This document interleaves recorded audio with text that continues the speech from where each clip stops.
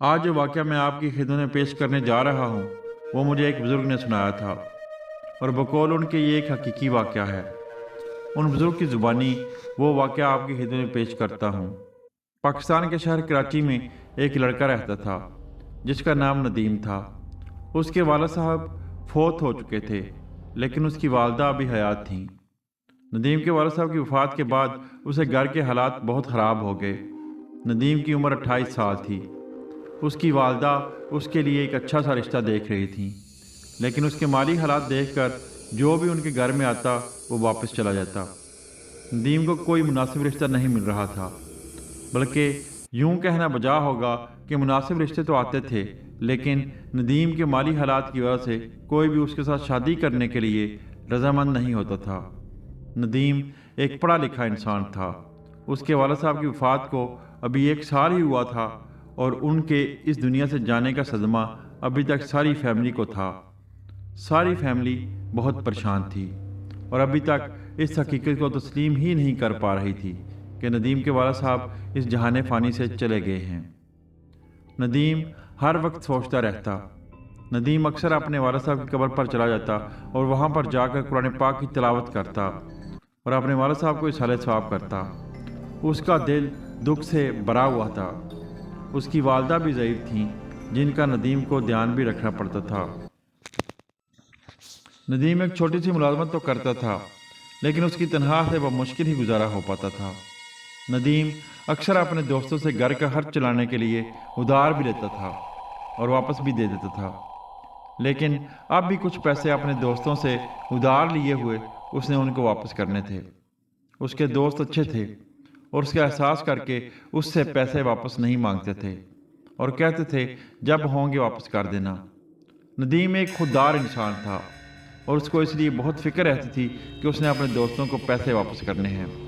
وہ بھی کیا کرتا، وہ بیچارہ مجبور تھا۔ اس کی تنخواہ کے پیسے تو مہینہ ختم ہونے سے 10 دن پہلے ہی ختم ہو جاتے تھے، پھر مجبوراً اسے اپنے دوستوں سے ادھار لینے پڑتے تھے۔ وہ اکثر اپنے ایک دوست جس کا نام عرفان تھا کے پاس دل بہلانے کے لیے چلا جاتا۔ اس کے ساتھ گپ لگا کر وہ اپنے آپ کو ہلکا پھلکا محسوس کرتا، لیکن یہ سب کب تک چلتا؟ اس طرح وہ کتنا عرصہ اپنا دل بہلاتا اور حقیقت کو نظر انداز کر کے وقتی طور پر خوش رہنے کی کوشش کرتا۔ جو حالت ندیم کی تھی یہ تو وہ ہی جان سکتا ہے جو اس قسم کے حالات میں سے گزر رہا ہو۔ جب غریبی دامن تھام لیتی ہے تو اپنے پرائے سب ساتھ چھوڑ جاتے ہیں۔ پرائے تو بعد میں آتے ہیں، اپنے سب سے پہلے ہی نظر انداز کرتے ہیں۔ ندیم کی صورتحال بھی کچھ ایسی ہی تھی۔ وہ سخت آزمائش میں سے گزر رہا تھا۔ وہ اپنی والدہ کی بہت خدمت کرتا اور ان کو خوش رکھتا، کیونکہ والد صاحب کے دنیا سے چل بسنے کے بعد وہی تو اس کے پاس سہارا رہ گیا تھا جن سے وہ دکھ سکھ کی باتیں شیئر کر لیتا تھا۔ ندیم اپنی ملازمت سے شام 6 بجے فارغ ہوتا اور اکثر وہ ایک پارک میں ایک بینچ پر بیٹھ کر اپنے حالات پر غور و خوض کرتا۔ اسے پارک میں تنہائی کے عالم میں بیٹھ کر سور بچار کرنا اچھا لگتا تھا۔ اس پارک میں بہت سکون ہوتا تھا اور پھولوں کی مہک سے انسان تر و تازہ ہو جاتا تھا۔ وہ ملازمت سے فارغ ہو کر پہلے گھر میں جاتا اور کھانا کھا کر پارک میں چلا جاتا۔ ایک شام ندیم ملازمت سے فارغ ہونے کے بعد بجائے گھر جانے کے سیدھا پارک میں چلا گیا۔ اس شام اس کی طبیعت میں عجیب سی بے چینی تھی۔ اس کے باس نے کسی چھوٹی سی بات پر اس کو کافی باتیں سنائی تھیں، جس کی وجہ سے وہ پریشان تھا۔ پارک میں جا کر اسے ٹہلنا شروع کر دیا اور سوچنے لگا کہ اس کے حالات کیسے ٹھیک ہو سکتے ہیں۔ اس کو یہ بھی پریشانی تھی کہ اس کی ابھی تک شادی نہیں ہوئی تھی۔ اگر اس کی شادی ہو جاتی تو کم از کم ملازمت کے دوران اسے اپنی والدہ کی پریشانی تو نہ ہوتی۔ وہ ٹہلتے ٹہلتے پارک میں اس بینچ پر بیٹھ گیا جہاں وہ بیٹھا کرتا تھا۔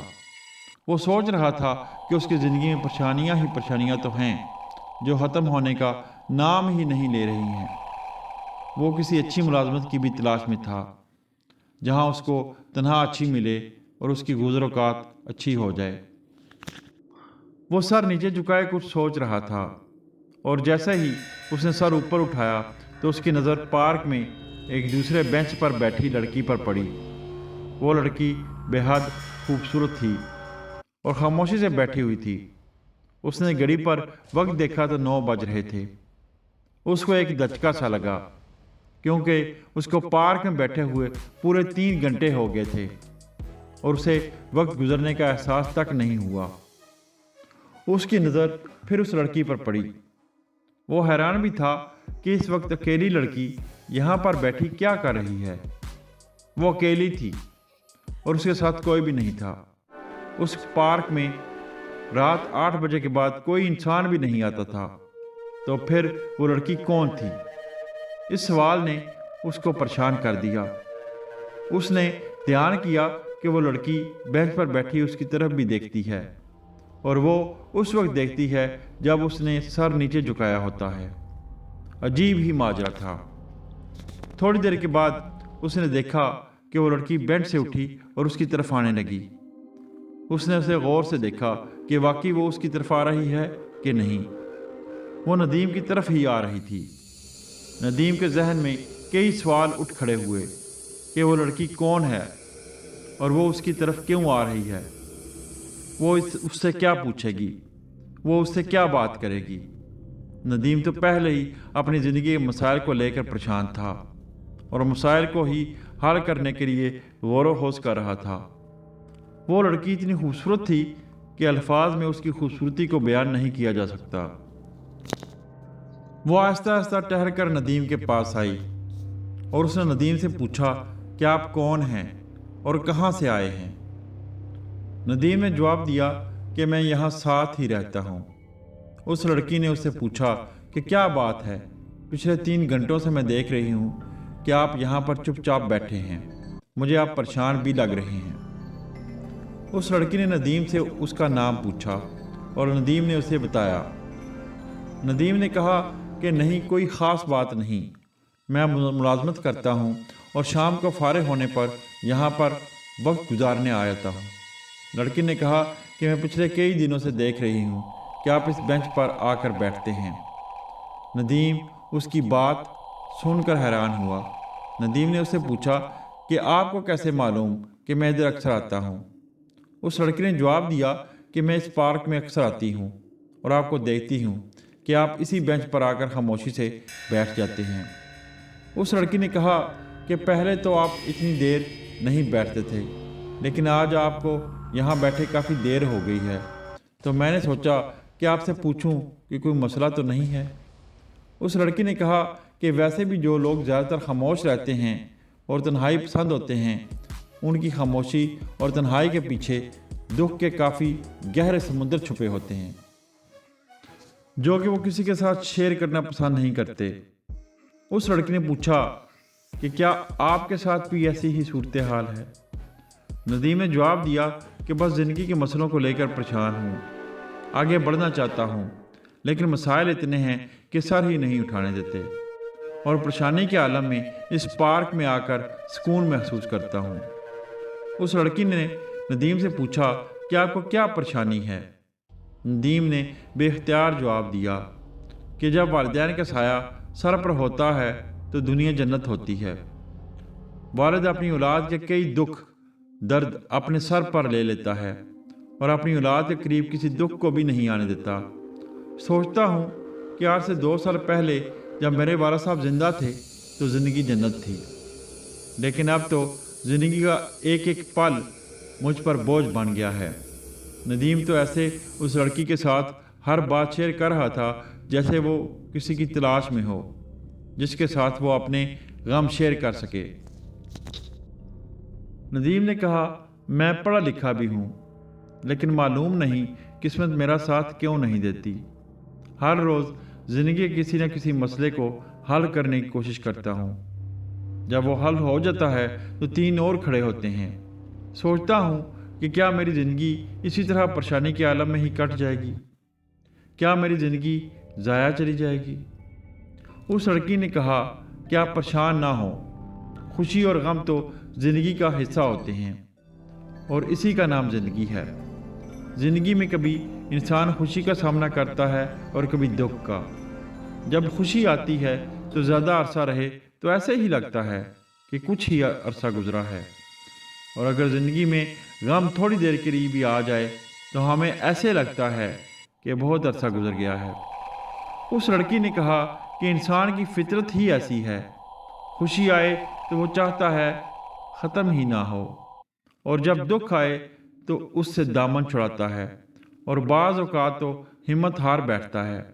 ندیم کو اس لڑکی کی باتیں بہت ہی پسند آئیں۔ ندیم نے اس سے پوچھا کہ آپ کا نام کیا ہے؟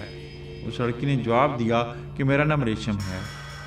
ندیم نے اس سے پوچھا کہ آپ کہاں رہتی ہیں؟ اس لڑکی نے جواب دیا کہ میں یہاں ساتھ ہی رہتی ہوں۔ اس لڑکی نے کہا کہ میں اپنی ضعیف والدہ کے ساتھ رہتی ہوں، اور وہی میری کل کائنات ہے۔ اس لڑکی نے کہا کہ جب زندگی کے جمیلوں سے تنگ آ جاتی ہوں تو اس پارک میں آ جاتی ہوں۔ اس نے کہا کہ اس پارک کے پھولوں کی خوشبو سے اسے سکون اور فرحت ملتی ہے۔ ندیم نے ریشم سے پوچھا کہ آپ کے گھر میں آپ کے ساتھ اور کون کون ہے؟ ریشم نے کہا کہ بس میں اور میری والدہ، ہم دونوں ہی رہتے ہیں۔ ریشم نے ندیم سے کہا کہ زندگی میں غموں کا سامنا کرنا چاہیے اور مایوس نہیں ہونا چاہیے۔ ہر اندھیرے کے بعد اجالا ہوتا ہے۔ جہاں پر آپ کے خوشی کے دن نہیں رہے، وہاں یہ دکھ اور پریشانی کے دن بھی چلے جائیں گے، بس آپ اپنی محنت جاری رکھیں۔ ندیم کو ریشم کی باتیں بہت اچھی لگیں۔ وہ دونوں باتیں کرتے رہے۔ انہیں باتیں کرتے کرتے وقت کا احساس ہی نہیں رہا۔ ندیم نے جب اپنی گھڑی پر وقت دیکھا تو رات کے پورے 10 بج رہے تھے۔ ندیم نے کہا کہ وقت کافی زیادہ ہو گیا ہے، مجھے بھی گھر جانا ہے۔ اس لڑکی نے کہا کہ آپ تھوڑی دیر اور بیٹھ جائیں، مجھے اچھا لگے گا۔ ندیم نے کہا کہ نہیں، مجھے ابھی جانا ہے، میری والدہ میرے گھر پر انتظار کر رہی ہوں گی۔ وہ بہت پریشان ہوگی کیونکہ پہلے میں کبھی بھی اس وقت تک گھر سے باہر نہیں رہا۔ اگر گھر سے باہر جاتا بھی ہوں تو میں اپنی والدہ کو بتا کر جاتا ہوں تاکہ وہ پریشان نہ ہو، اور آج تو میں نے ان کو بتایا بھی نہیں اور وہ پریشان ہو رہی ہوں گی۔ ریشم نے کہا کہ ٹھیک ہے، آپ ابھی گھر جائیں، لیکن کل اس وقت ضرور آئیے گا، میں 9 بجے اس پارک میں آتی ہوں، آپ بھی کل آئیے گا۔ مجھے آپ سے بات کر کے اچھا لگا اور دل کو سکون ملا۔ ریشم نے کہا کہ گھر جانے سے پہلے آئیں، میں آپ کو اپنی والدہ سے ملاتی ہوں۔ ندیم نے کہا نہیں، پھر کسی دن مل لوں گا کیونکہ ابھی دیر ہو رہی ہے۔ ندیم نے اس لڑکی کو الوداع کہا اور اپنے گھر کی طرف چل دیا۔ چلتے چلتے جب اس نے پیچھے مڑ کر دیکھا تو اس کے چہرے پر حسن دیکھ کر تو وہ دنگ ہی رہ گیا، کیونکہ اتنی خوبصورت لڑکی اس نے زندگی میں پہلی بار دیکھی تھی۔ وہ مسکرا رہی تھی اور مسکراتے ہوئے تو وہ اور بھی حسین لگتی تھی۔ ندیم گھر جاتے ہوئے صرف اسی لڑکی کے بارے میں سوچتا رہا۔ اس لڑکی نے ندیم پر عجیب جادو سا کر دیا تھا۔ وہ تو رات ٹھیک طرح سے سو بھی نہیں پایا۔ جب صبح ہوئی تو وہ ناشتہ کر کے دفتر چلا گیا، لیکن وہاں پر بھی سارا دن اس کے دماغ پر وہی لڑکی چھائی رہی۔ وہ غیر ارادی طور پر رات کے 9 بجے کا انتظار کر رہا تھا، کیونکہ وہ اس لڑکی سے دوبارہ ملنا چاہتا تھا۔ جب اسے دفتر سے چھٹی ہوئی تو وہ گھر گیا اور اس نے کھانا کھایا اور اپنی والدہ کے ساتھ بیٹھ کر اس نے ٹی وی دیکھنا شروع کر دیا۔ اصل میں تو اس کا دھیان دیوار پر لگی گھڑی پر تھا کہ کس وقت 9 بجیں اور وہ اس پارک میں ریشم سے ملنے جائے۔ اس کی انتظار کی گھڑیاں آخر ختم ہوئیں اور 9 بج گئے۔ وہ اٹھ کر جانے لگا تو اس کی والدہ نے پوچھا کہ بیٹا اس وقت کدھر جا رہے ہو؟ ندیم نے والدہ کو جواب دیا کہ میں باہر ذرا ٹہلنے جا رہا ہوں۔ والدہ نے کہا کہ بیٹا جلدی آ جانا، پہلے ہی وقت زیادہ ہو گیا ہے۔ ندیم باہر نکلنے ہی لگا کہ دروازے پر دستک ہوئی۔ اس نے دروازہ کھولا تو دیکھا کہ اس کی والدہ کی ایک دوست تھیں جنہیں اس کی والدہ نے اس کے رشتے کے لیے کہا ہوا تھا۔ ندیم نے غیر ارادی طور پر ان کو حقارت کی نگاہ سے دیکھا۔ ندیم نے ایسا پہلے کبھی نہیں کیا تھا، لیکن اب پتہ نہیں کیوں اس سے غیر ارادی طور پر یہ حرکات سرزد ہو رہی تھیں۔ اس کی والدہ کی دوست نے بھی اس کا یہ حقارت آمیز رویہ نوٹ کیا، لیکن انہوں نے نظر انداز کر دیا۔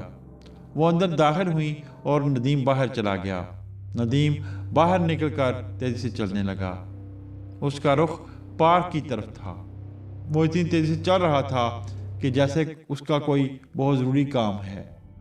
उस लड़की ने नदीम पर पता नहीं क्या जादू कर दिया था कि नदीम का किसी काम में गुज़श्ता रात से दिल ही नहीं लग रहा था। वो खुद भी अपना बदला हुआ रवैया महसूस कर रहा था, लेकिन वो आपे से बाहर था और उस लड़की से मुतल्लिका जज्बात को काबू नहीं कर सकता था। वो इतनी तेज़ी से चल रहा था कि रास्ते में सड़क अबूर करते करते वो कार के नीचे आने से बचा। उसको खुद समझ नहीं आई कि वो कैसे बचा। उसको ऐसे लगा जैसे उसको बचाने के लिए किसी चीज़ ने उसे धक्का दिया है। वो सड़क के किनारे दूसरी तरफ लुढ़क कर गिर गया और फिर उठकर तेज़ी से चलने लगा। उसने तो इस बात पर ध्यान ही नहीं दिया कि आखिर उसको बचाया किसने। वो काफ़ी देर चलता रहा और आखिरकार वो पार्क आ ही गया। उस पार्क में उसी बेंच पर उसने देखा कि वही लड़की बैठी उसका इंतज़ार कर रही है। नदीम को कोई अनजानी ताकत उस लड़की की तरफ खींच रही थी। नदीम गैर इरादी तौर पर उस लड़की की तरफ खिंचा चला जा रहा था। नदीम को पार्क में दाखिल होते हुए देखकर वो लड़की बेंच से खड़ी हो गई, जैसे उसकी आमद का इस्तकबाल कर रही हो। खैर, नदीम और रेशम दोनों बेंच पर बैठ गए और उन्होंने बहुत सी बातें की। रेशम ने नदीम से कहा कि आप परेशान ना हुआ करें, मैं दुआ करूंगी और आपके हालात ठीक हो जाएंगे। नदीम रेशम की बातों से बहुत मुतासर होता था, क्योंकि उसकी बातें नदीम में एक नया हौसला और जज्बा पैदा कर देती थीं और उसे महसूस होता था कि एक न एक दिन उसके हालात ठीक हो जाएंगे। रेशम ने नदीम से पूछा कि आपके घर में कौन कौन है। नदीम ने कहा कि मैं, मेरी छोटी बहन नूर और मेरी वालदा। रेशम ने उससे पूछा कि क्या आपकी शादी हो चुकी है। नदीम बोला, नहीं, मेरी वालदा रिश्ता तो देख रही हैं, लेकिन मेरे हालात ख़राब होने की वजह से कोई भी मेरे साथ शादी नहीं करता। नदीम ने कहा कि लोग आते तो हैं, लेकिन हंसता हाल देखकर वापस चले जाते हैं। नदीम ने कहा कि शादी करने का मज़ा तो तब है अगर इंसान के पास पैसा हो और वो अच्छी खासी गुजर बसर कर सकता हो। मैं तो एक मामूली सी मुलाजमत करता हूँ और मेरी तनख्वाह थोड़ी सी है, जिससे बमुश्किल घर का खर्चा चलता है। बल्कि घर का खर्च चलाने के लिए मुझे बाज़ औक़ात पैसे अपने दोस्तों से उधार लेने पड़ते हैं। नदीम ने कहा कि ये तो मेरे दोस्त अहबाब की मेहरबानी है कि वो मुझे पैसे उधार देकर मुझसे मांगते नहीं हैं, लेकिन फिर भी उधार तो उधार ही होता है और वापस तो करना पड़ता है। नदीम ने कहा अभी तक वो अपने दोस्तों का मकरूज़ है और उसने अपने कई दोस्तों को पैसे देने हैं। नदीम एक सच्चा और खरा इंसान था। उसने कोई भी बात रेशम से नहीं छुपाई, बल्कि उसकी आदत थी कि वो किसी से भी झूठ नहीं बोलता था। वो सच ही बोलता था, चाहे उसका नुकसान ही क्यों ना हो जाए। रेशम ने कहा कि आप फिक्र ना करें, आप देखेंगे कि एक दिन आपके हालात ठीक हो जाएंगे। लेकिन मैं आपको नसीहत करूंगी कि जब आपके हालात ठीक हो जाएं तो अपना ये वक्त ना भूलिएगा, हमेशा याद रखिएगा और किसी न किसी गरीब की मदद करते रहिएगा। रेशम हर वो बात करती जो नदीम को पसंद थी और आदत में शामिल थी। ऐसा लगता था कि वो नदीम की ज़िंदगी के हर पहलू के बारे में पहले से जानती है। नदीम ने घड़ी पर वक्त देखा तो रात के 11 बज रहे थे। नदीम ने कहा क्या मैं चलता हूँ, इंशाल्लाह कल मिलेंगे, क्योंकि मेरी वालदा मेरा इंतज़ार कर रही होंगी। नदीम ने कहा कि मेरी वालदा घर से निकलते वक्त मुझसे कह रही थी कि जल्दी आ जाना, और अब 11 बज रहे हैं, वक्त बहुत ज़्यादा हो गया है, मैं चलता हूँ।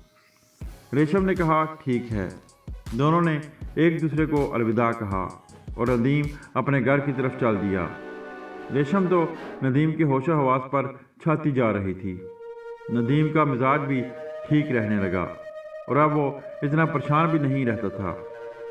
उसने अपनी मामूली सी मुलाजमत पर ही खुश रहना शुरू कर दिया और रेशम के और ज़्यादा करीब आता चला गया।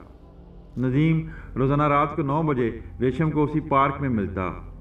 एक रात वो रेशम को मिलने गया और दोनों उस बेंच पर बैठे बातें कर रहे थे कि रेशम ने उसे कहा कि क्या आप मुझसे शादी करेंगे। नदीम बहुत हैरान हुआ कि वो लड़की एक माशी तौर पर कमज़ोर इंसान से शादी करना चाहती है। नदीम ने कहा कि आप मुझसे शादी क्यों करना चाहती हैं। मैंने तो आपको अपने बारे में सब कुछ बता दिया है और सब कुछ जानकर भी आप मेरे साथ शादी करना चाहती हैं। रेशम ने कहा कि जहाँ तक पैसे और रुतबे की बात है तो पैसा तो आनी जानी शय है, आज है और कल नहीं। मुझे आपके हैरात बहुत अच्छे लगे हैं और आप मुझे पसंद हैं। नदीम ने कहा, मैं तो इस काबिल भी नहीं हूँ कि शादी के बाद आपकी बुनियादी ज़रूरतें पूरी कर सकूँ।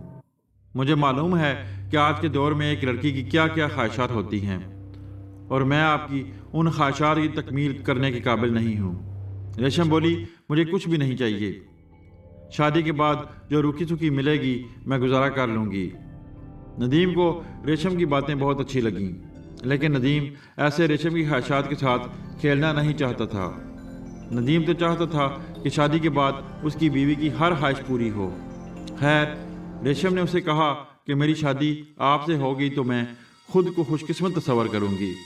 नदीम जब भी रेशम से कोई बात करता तो वो उसे लाजवाब कर देती थी और वो उसकी बातों से बहुत मुतासर होता था।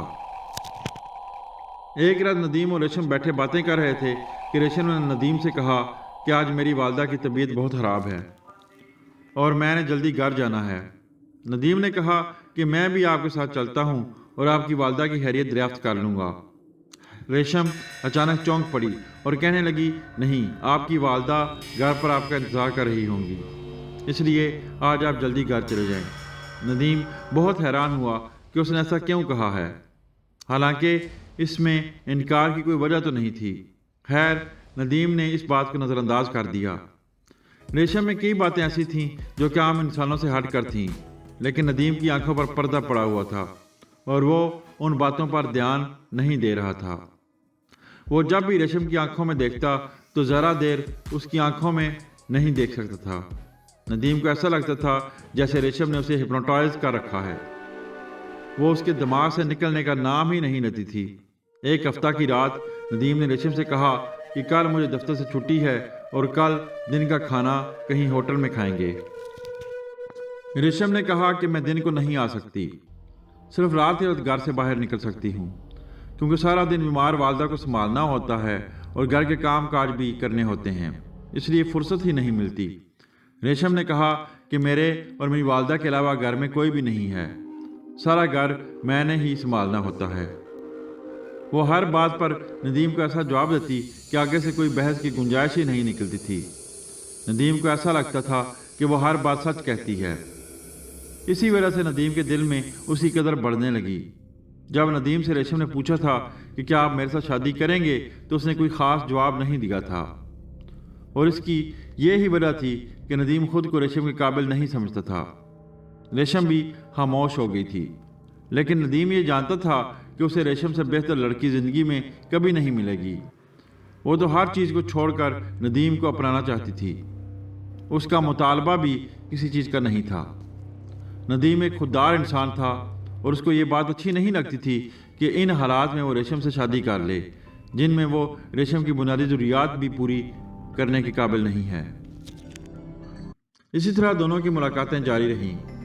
दोनों रात के उसी मखसूस वक्त 9 बजे मिलते रहते। नदीम को रेशम से बातें करते करते वक्त का एहसास ही नहीं रहता था।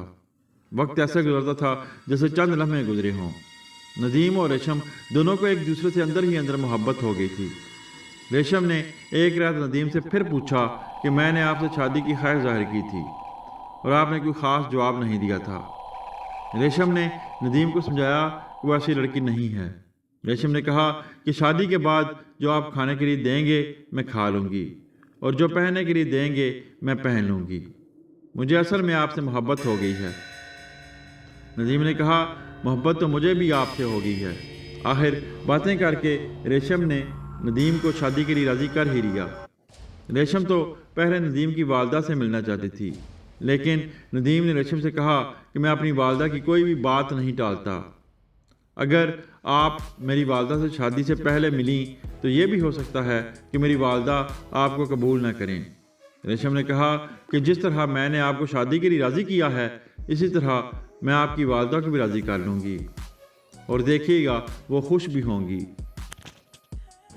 नदीम ने कहा कि ऐसे ठीक नहीं होगा, क्योंकि अगर उन्होंने इनकार कर दिया तो मैं मजबूर हो जाऊंगी اگر ہم شادی کر کے ان کے پاس جاتے ہیں تو پھر میں انہیں منا ہی لوں گا، لیکن اگر پہلے جائیں گے تو پھر مسئلہ ہو سکتا ہے۔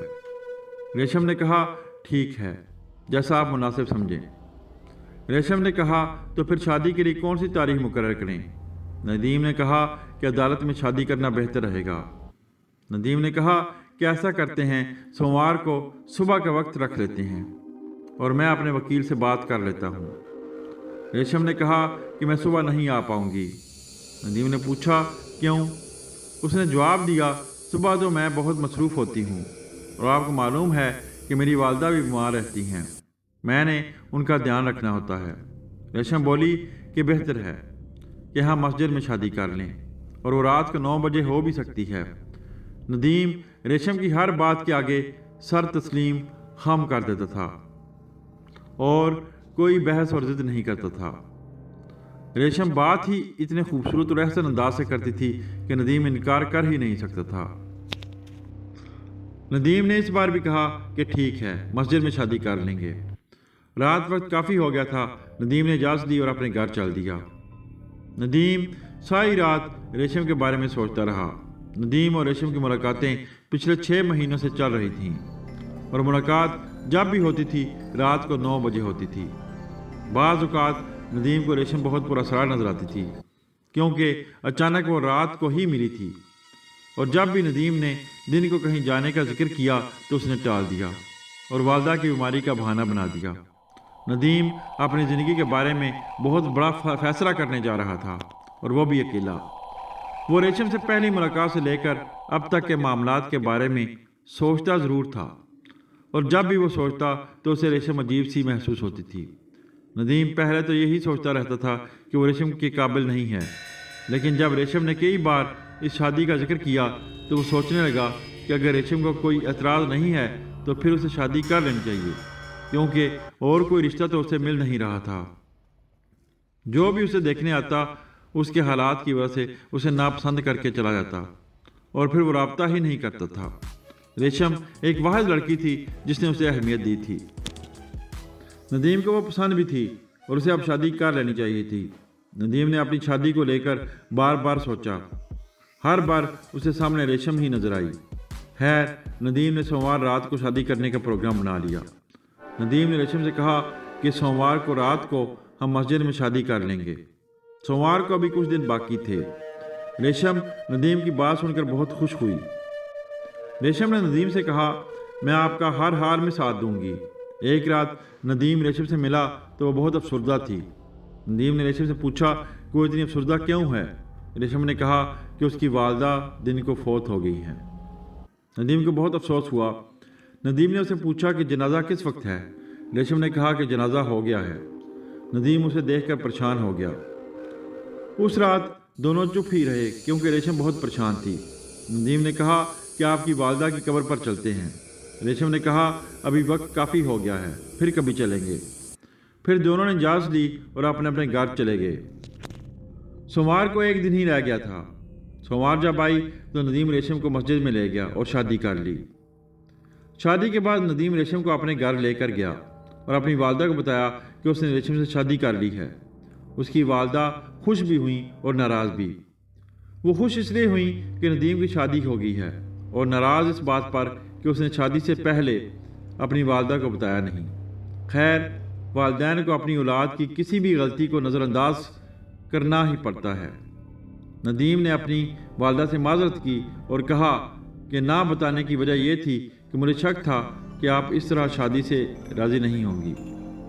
ندیم کی والدہ نے کہا کہ یہ صحیح بھی ہے، کیونکہ میرے دل میں کچھ ارمان تھے کہ تمہاری شادی پر کچھ ڈول وغیرہ بجائے جائیں اور خوشی کی جائے، آخر تم میرے ایک ہی بیٹے ہو۔ ندیم نے کہا کہ امی، ریشم بہت اچھی لڑکی ہے، یہ گھر کے ماحول کو بالکل جنت بنا دے گی۔ پھر ریشم نے بھی اپنی ساس سے اچھی اور خوش خلقی سے باتیں کیں اور ندیم کی والدہ خوش ہو گئیں۔ ندیم کو امید نہیں تھی کہ اس کی والدہ اتنی جلدی راضی ہو جائیں گی، کیونکہ اس نے اپنی والدہ کو بتائے بغیر شادی کی تھی۔ خیر، ندیم کی شادی تو ہو گئی۔ اب ندیم کو معاشی حالات کی فکر ہو گئی۔ ندیم سوچنے لگا کہ وہ اپنی ملازمت چھوڑ دے اور کہیں اور اچھی ملازمت کے لیے درخواست دے، اس نے اخبار میں مینیجنگ ڈائریکٹر کے عہدے کے لیے خالی اسامی کا ایک اشتہار دیکھا۔ اس عہدے کے لیے اس کا اتنا تجربہ نہیں تھا، لیکن اس نے تجربہ نہ ہوتے ہوئے بھی درخواست دینے کا فیصلہ کر لیا۔ اس نے ملازمت کی درخواست دے دی۔ ایک بار پہلے بھی اس نے اسی عہدے کے لیے درخواست دی تھی، لیکن اس کا انتخاب تجربہ نہ ہونے کی بنا پر نہیں ہوا تھا۔ اس نے ریشم سے کہا کہ دعا کرے کہ اس کا انتخاب ہو جائے۔ ریشم نے کہا کہ آپ فکر نہ کریں، انتخاب آپ کا ہی ہوگا۔ اب میں آپ کی زندگی میں آ گئی ہوں، جو ہوگا اچھا ہوگا۔ ندیم اس ملازمت کے لیے انٹرویو دینے گیا تو اس کا انتخاب ہو گیا اور اس کی معقول تنخواہ مقرر ہوئی۔ ندیم دن بدن ترقی کرتا گیا۔ اس نے 2 سال میں ہی اپنا گھر بیچ کر ایک کوٹھی نما گھر لے لیا۔ اب تو وہ پیسوں میں کھیلنے لگا۔ اس کے گھر میں سب کچھ آ گیا۔ ندیم کے گھر میں شادی سے پہلے ریفریجریٹر نہیں تھا۔ اس نے ریفریجریٹر کیا دنیا کی ہر آسائش لے لی۔ اس کی کوٹھی نما گھر میں ہر قسم کی آسائش موجود تھی۔ شادی کے بعد ریشم ندیم کے ساتھ بالکل ٹھیک رہتی تھی اور اس کا رویہ بھی ندیم کے ساتھ بہت اچھا تھا۔ وہ تو ندیم پر جان نچھاور کرتی تھی، لیکن اس کی کچھ حرکات بہت مشکوک تھیں۔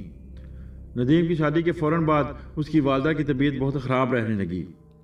وہ شادی سے پہلے بہت صحت مند تھیں، لیکن شادی کے بعد ان کی طبیعت دن بدن خراب ہوتی گئی اور اس کی چھوٹی بہن نور بھی اکثر بیمار رہنے لگی۔ ندیم اپنی والدہ اور چھوٹی بہن کو لے کر بہت پریشان رہتا تھا۔ اس کی چھوٹی بہن نور کی گردن پر اکثر کچھ زخم کے نشان ہوتے تھے، جو کہ ندیم نے اپنی آنکھوں سے دیکھے تھے، اور اس نے ڈاکٹر کو بھی چیک کرایا تھا، لیکن ڈاکٹر کو کچھ سمجھ نہ آئی کہ وہ نشان کس چیز کے ہیں۔ وہی نشان اس کی والدہ کی گردن پر بھی ہوتے۔ اس کی والدہ اور نور دونوں کے ساتھ یہ معاملات اس کی شادی کے بعد ہونے لگے۔ نور بھی دن بدن کمزور ہو رہی تھی۔ جیسے ہی وہ زخم کے نشان ٹھیک ہونے لگتے، دوبارہ وہ نشان تازہ ہو جاتے۔ ندیم کی والدہ تو اتنی کمزور ہو گئی تھیں کہ وہ اٹھ کر کھڑی بھی نہیں ہو سکتی تھیں۔ وہ جس ڈاکٹر کو اپنی والدہ کو چیک کراتا تھا تو وہ ڈاکٹر وہ زخم کے نشان دیکھ کر بہت حیران ہوتا۔ ڈاکٹر کا کہنا تھا کہ ایسے نشان اس نے اپنی زندگی میں کبھی نہیں دیکھے تھے۔ ریشم ندیم کی والدہ کی بہت خدمت کرتی اور نور کے ساتھ بھی بہت پیار کرتی تھی۔ اور پھر یہ سب کچھ کیا تھا جو اس کے گھر میں ہو رہا تھا؟ ندیم ہر وقت اپنی والدہ اور نور کی خراب صحت کی وجہ سے پریشان رہنے لگا۔ ایک دفعہ نور صبح دانت صاف کر رہی تھی کہ اس نے چیخنا شروع کر دیا، خون خون۔ ندیم دوڑا ہوا آیا کہ نور کو کیا ہوا ہے۔ ندیم نے نور سے پوچھا کہ کیا ہوا ہے، کہاں ہے خون؟ نور نے ٹوٹی کی طرف اشارہ کیا، لیکن ادھر کوئی خون نہیں تھا۔ نور نے کہا کہ میں نے ابھی دیکھا ہے کہ ٹوٹی میں سے پانی کی بجائے خون آ رہا تھا۔ نور کو اپنے کمرے سے باہر جاتے ہوئے بھی ڈر لگتا تھا۔ جیسے جیسے وقت گزرتا گیا، نور ریشم کو دیکھ کر بھی ڈرنے لگی، کیونکہ ریشم اکثر اسے گھور کر دیکھتی تھی اور اس کے پیچھے کیا وجہ تھی کوئی بھی نہیں جانتا تھا۔ یہ کیا ماجرا تھا، سب کی سمجھ سے بالا تھا، لیکن کہیں پر کچھ نہ کچھ گڑبڑ تو تھی جسے کوئی بھی سمجھ نہیں پا رہا تھا۔ ندیم کی والدہ کو ریشم روزانہ رات کو دودھ پلاتی اور وہ دودھ پیتے ساتھ ہی اتنی گہری نیند سوتی کہ انہیں دنیا کی بالکل ہوش نہ رہتی۔ صبح جب وہ اٹھتی تو ان کے سر میں درد ہوتا۔ وہ اسی وقت دودھ نور کو بھی پلاتی اور نور کو فوراً نیند آ جاتی۔ نور اتنی گہری نیند سو جاتی کہ اسے ندیم صبح اسکول جانے کے لیے اٹھاتا تو پھر بھی وہ اٹھ نہ سکتی۔ ندیم سمجھتا کہ شاید نور رات کو ٹھیک سے سوتی نہیں ہے، اس وجہ سے صبح اٹھ نہیں پاتی ہے۔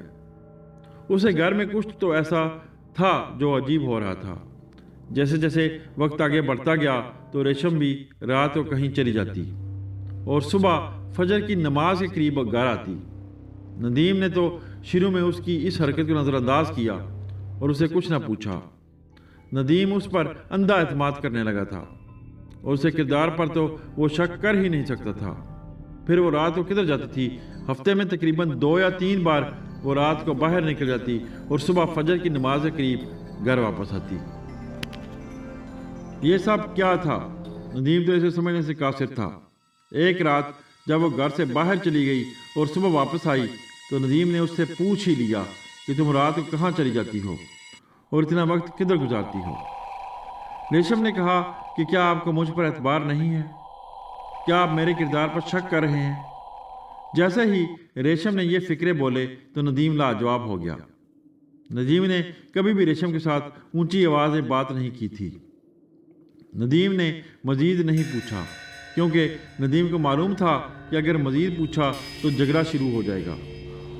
ندیم پہلے ہی اپنی والدہ اور نور کی صحت کو لے کر پریشان رہتا تھا اور گھر میں مزید پریشانی کا ماحول پیدا نہیں کرنا چاہتا تھا، لیکن یہ سب کچھ جو اسے گھر میں ہو رہا تھا اس کی وجہ سے وہ بہت پریشان تھا۔ ندیم نے ایک رات ریشم کا پیچھا کرنے کا پروگرام بنایا۔ ایک رات جب ریشم رات کو گھر سے نکلنے لگی تو ندیم بھی اس کے پیچھے پیچھے چل دیا۔ ندیم کے گھر کی پچھلی طرف کچھ درخت تھے اور جھاڑیاں تھیں۔ اس نے دیکھا کہ ریشم اس طرف جا رہی ہے۔ ندیم آہستہ آہستہ چل کر ریشم کا ایسے پیچھا کر رہا تھا کہ اس کو پتہ نہ چلے۔ جب ریشم ان درختوں کے جھنڈ میں چلی گئی تو ندیم آگے چل کر کسی ایسی جگہ پر جا کر رک گیا جہاں سے ریشم اسے نظر آ سکے اور وہ دیکھ سکے کہ آخر وہ کرتی کیا ہے۔ ندیم ادھر جھاڑیوں میں چھپ کر بیٹھ گیا۔ جو منظر اس نے تھوڑی دیر بعد اپنی آنکھوں سے دیکھا وہ دیکھ کر اس کے پاؤں تلے سے زمین ہی نکل گئی۔ وہ تو ہکا بکا رہ گیا کہ یہ کیا ہو رہا ہے۔ اس نے دیکھا کہ ریشم کا چہرہ بالکل بدل گیا ہے اور اس کے بال بہت لمبے ہو گئے ہیں۔ اتنے لمبے بال ہو گئے ہیں کہ ٹخنوں کو چھو رہے ہیں۔ اس کے دانت بھی اتنے لمبے ہو گئے ہیں کہ ایسے دانت تو اس نے ساری زندگی میں کسی کے نہیں دیکھے۔ یہ سب کیا تھا؟ ندیم تو سادہ اور شریف انسان تھا۔ وہ یہ سب دیکھ کر خوفزدہ ہو گیا۔ اس نے مزید دیکھا کہ ریشم نے 3 یا 4 الو پکڑ رکھے ہیں اور انہیں کچا کھا رہی ہے۔ ندیم کو تو یہ سب دیکھ کر الٹی آ رہی تھی۔ وہ یہ سب دیکھ کر بہت خوفزدہ بھی ہو گیا۔ ندیم یہ سب دیکھ کر دبے پاؤں وہاں سے پہلے ہی واپس گھر آ گیا تاکہ کہیں ریشم کو شک نہ ہو جائے کہ وہ اس کا پیچھا کر رہا تھا۔ وہ ساری رات سوچتا رہا کہ آخر یہ کیا ماجرا ہے۔ ندیم ریشم سے بہت پیار کرتا تھا۔ اس کی سادگی دیکھیں کہ وہ سوچ رہا تھا کہ ریشم کو شاید کوئی نفسیاتی مسئلہ ہے۔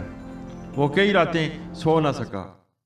آخرکار اس نے ایک سائیکیاٹرسٹ سے مشورہ لینے کا فیصلہ کیا۔ صبح ہوتے ہی وہ سائیکیاٹرسٹ کے پاس چلا گیا اور سائیکیاٹرسٹ کو ساری بات بتائی۔ سائیکیاٹرسٹ نے اسے کہا کہ بالکل ایسا ہو سکتا ہے۔ کئی مرتبہ ایسا دیکھا گیا ہے کہ انسان کو پکی ہوئی کوئی چیز اچھی نہیں لگتی اور وہ کچی چیزیں کھانا شروع کر دیتا ہے۔ ڈاکٹر نے کہا ایسا ممکن تو ہے، لیکن جب تک آپ مجھے اپنی بیوی سے ملوائیں گے نہیں میں کچھ یقین کے ساتھ نہیں کہہ سکتا کہ کیا مسئلہ ہے۔ ندیم نے کہا کہ میں ریشم کو تو لے آؤں گا، لیکن آپ نے اس پر ظاہر نہیں کرنا کہ آپ ڈاکٹر ہیں۔ ڈاکٹر نے کہا ٹھیک ہے۔ ندیم نے اگلے دن کا ڈاکٹر سے وقت لے لیا۔ ندیم اگلے دن ریشم کو لے کر ڈاکٹر کے پاس آ گیا۔ ندیم ریشم کو ڈاکٹر کے پاس چھوڑ کر کسی بہانے باہر چلا گیا تاکہ ڈاکٹر اس کی نفسیات کو چیک کر سکے۔ تھوڑی ہی دیر بعد ڈاکٹر کے چلانے کی اندر سے آوازیں آنے لگیں۔ ندیم دوڑتا ہوا اندر داخل ہوا اور ڈاکٹر صاحب سے پوچھا کہ کیا ہوا۔ ڈاکٹر ندیم سے بس اتنا ہی کہہ سکا کہ اس کو لے جاؤ، اس کے ساتھ کوئی اور مسئلہ ہے، یہ نفسیاتی مسئلہ نہیں ہے، اور پھر ڈاکٹر بے ہوش ہو گیا۔ ندیم یہ سب کچھ دیکھ کر بہت حیران ہوا اور سوچنے لگا کہ آخر یہ ماجرا کیا ہے۔ اس نے ریشم کو دیکھا تو وہ تو بالکل ٹھیک تھی۔ اس نے ریشم سے پوچھا کہ ڈاکٹر صاحب چلا کیوں رہے تھے؟ ریشم نے جواب دیا کہ پتہ نہیں کیوں۔ ندیم ریشم کو اپنے دوست سے ملوانے کے بہانے ڈاکٹر کے پاس لے کر آیا تھا۔ ریشم نے ندیم سے پوچھا کہ آپ مجھے ڈاکٹر کے پاس کیوں لے کر آئے ہیں؟ آپ نے تو کہا تھا کہ میں اپنے دوست سے ملنے جا رہا ہوں، پھر یہ کیا ماجرا ہے؟ ندیم نے کہا کہ میرے دوست ہیں اور ڈاکٹر ہیں، میں انہی سے ملنے آیا تھا۔ ندیم نے پھر ریشم سے پوچھا کہ آخر ان کو ہوا کیا؟ ریشم نے کہا کہ مجھے کیا معلوم، میں تو ان کے سامنے بیٹھی ہوئی تھی کہ انہوں نے فوراً چلانا شروع کر دیا، میں تو خود خوفزدہ ہو گئی تھی۔ خیر، ندیم اس کی بات سن کر خاموش ہو گیا۔ ندیم یہ سب کچھ دیکھ کر بہت پریشان ہو گیا تھا اور اسے سمجھ میں نہیں آ رہا تھا کہ کیا کرے۔ وہ ریشم کو گھر لے کر آیا۔ وہ ساری رات سوچتا رہا کہ آخر یہ ماجرا کیا ہے۔ ایسا معاملہ تو اس نے ساری زندگی نہیں دیکھا تھا۔ اور پھر وہ ریشم سے محبت بھی بہت کرتا تھا۔ وہ کچھ منفی سوچ بھی نہیں سکتا تھا۔ اس نے فیصلہ کیا کہ وہ اپنے دوست انور سے مشورہ کرے گا اور پوچھے گا کہ آخر یہ سارا کیا ماجرا ہے۔ وہ صبح ہوتے ہی دفتر نہیں گیا بلکہ اپنے دوست انور کے پاس چلا گیا اور اسے سارا ماجرا سنایا۔ انور اس کی باتیں سن کر بہت حیران ہوا۔ انور روحانی مسائل کے بارے میں کافی کتابیں پڑھتا رہتا تھا۔ انور نے ندیم سے کہا کہ میرا خیال ہے یہ جو سب کچھ تمہارے گھر میں ہو رہا ہے اس کا تعلق تمہاری بیوی ریشم سے ہے۔ ندیم نے کہا کیا مطلب؟ انور نے کہا کہ میں صاف الفاظ میں بتا رہا ہوں، سمجھنے کی کوشش کرو۔ یہ جو تمہاری والدہ اور بہن نور کی طبیعت خراب رہتی ہے اس سب کا تعلق تمہاری بیوی ریشم سے ہے۔ ندیم نے کہا وہ کیسے؟ انور نے کہا یہ تو مجھے معلوم نہیں لیکن کہیں نہ کہیں کچھ گڑبڑ ضرور ہے۔ انور نے کہا کہ وہ ایک عامر بابا کو جانتا ہے اور ہمیں ان کے پاس جانا چاہیے، وہ ہماری اس سلسلے میں رہنمائی کر سکتے ہیں۔ ندیم نے کہا کہ کب جانا ہوگا؟ انور نے کہا کہ میں ان سے ملنے کے لیے درخواست کر لوں اور وہ وقت دے دیں تو پھر ہم ان سے ملیں گے، لیکن تب تک تم نے اپنی بیوی ریشم پر ظاہر بالکل نہیں ہونے دینا کہ ہم عامر بابا سے ملنے کا پروگرام بنا رہے ہیں۔ ندیم نے کہا ٹھیک ہے۔